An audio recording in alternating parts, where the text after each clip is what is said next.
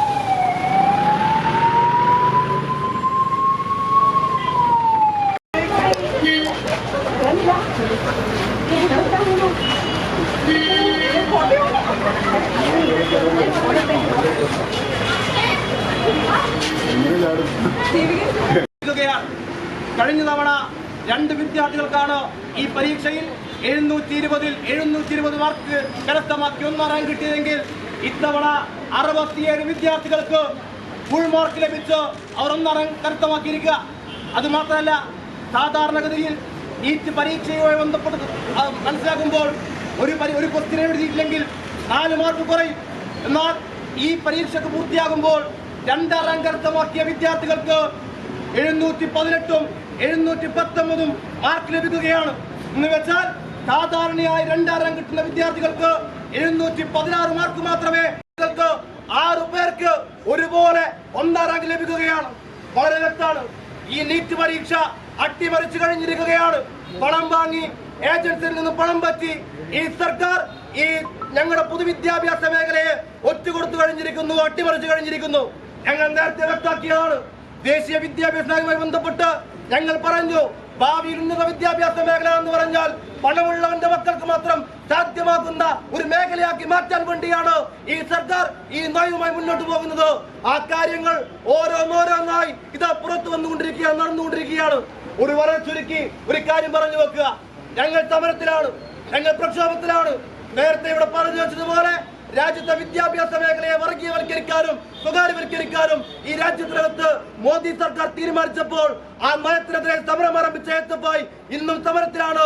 നാളെയും ഈ സമരം ഇതിനേക്കാൾ ശക്തമായി എല്ലാ ക്യാമ്പസുകൾക്കകത്തേക്കും മാറ്റുമെന്ന് മാത്രം പറഞ്ഞു വെച്ചുകൊണ്ട് വിദ്യാഭ്യാസ മേഖലയെ തകർക്കുന്ന നരേന്ദ്രമോദിയുടെ സംഘപരിവാരത്തിന്റെ ഭരണകൂടത്തിനെതിരെ സന്ധിയില്ലാത്ത സമര പോരാട്ടങ്ങൾ നാം ഇനിയും ഏറ്റെടുക്കണമെന്ന് മാത്രം പറഞ്ഞു വെച്ച് ഈ സമരത്തിൽ പങ്കെടുത്ത മുഴുവൻ സഖാക്കളെയും അഭിവാദ്യം ചെയ്ത് അവസാനിപ്പിക്കുന്നു.